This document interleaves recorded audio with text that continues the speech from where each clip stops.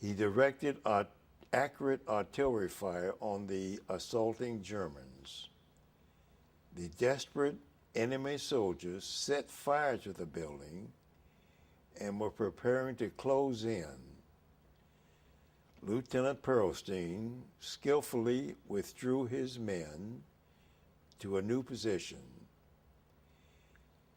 His heroic delaying action enabled his battalion to set up a powerful defense.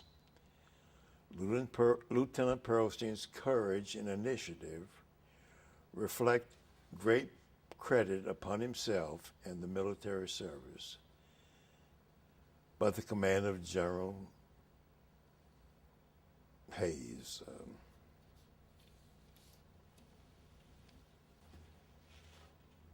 I might mention at one time during the course of action, leading a platoon of soldiers, that we liberated a concentration camp.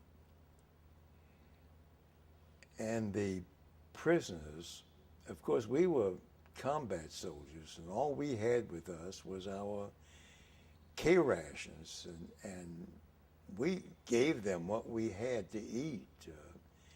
I remember that they were lining up to eat, and their food was really boiling water with potatoes at the bottom. That was their potato soup that they were eating. And they were amazed that I was a platoon leader and I was of the Jewish faith. And most of these guys there were Jewish people, but there were also Russian people there. And that night, after we had given them everything we had, they asked me if they could play some music, but they didn't have the instruments. I said, where are you going to play music? They said, we know that there's a town close by that we can go get these instruments from the people who live in this town. And I said, go ahead. They went and brought back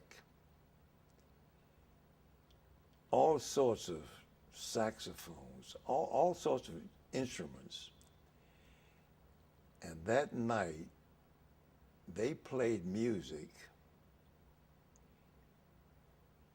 and they played a Jewish song that I knew of, and they played it for me. I'll never forget that night. But we moved on because we were still in combat.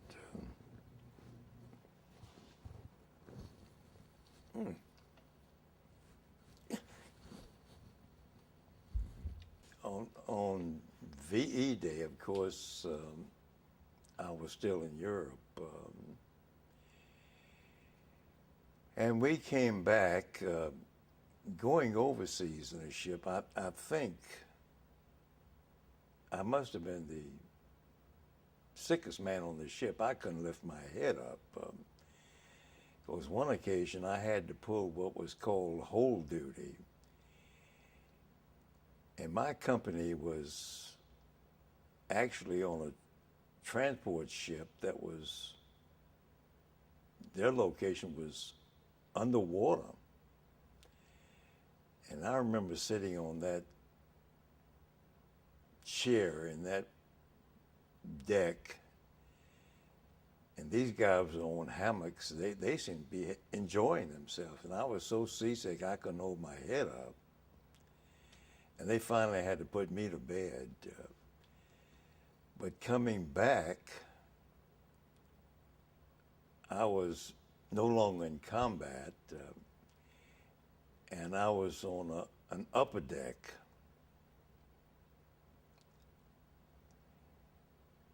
And we landed in New York. And I came back to Augusta, And we were scheduled to go to Camp Butler, North Carolina, because we were going to train for overseas duty in the Pacific. And while we were in Camp Butler, VJ Day happened. We were discharged and sent back to Augusta. No, actually, VJ Day happened when we were in Augusta. And I remember the celebration in Augusta,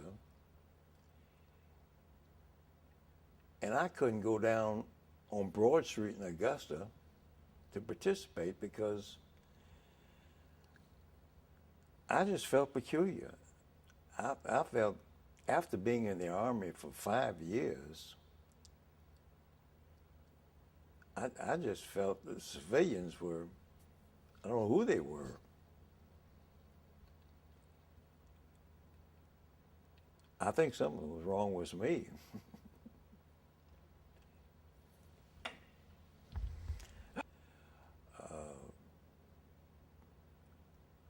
I thought that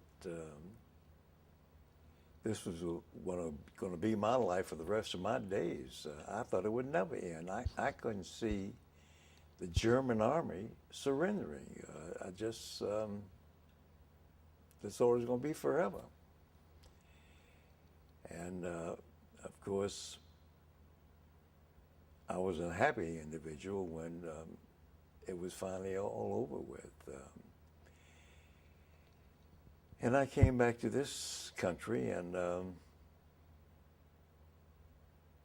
was employed by, at that time when I started my working back here in Augusta, I was employed at Friedman's Jewelers.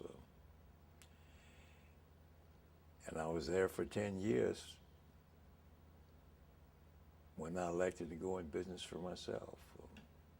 And I started the key operation.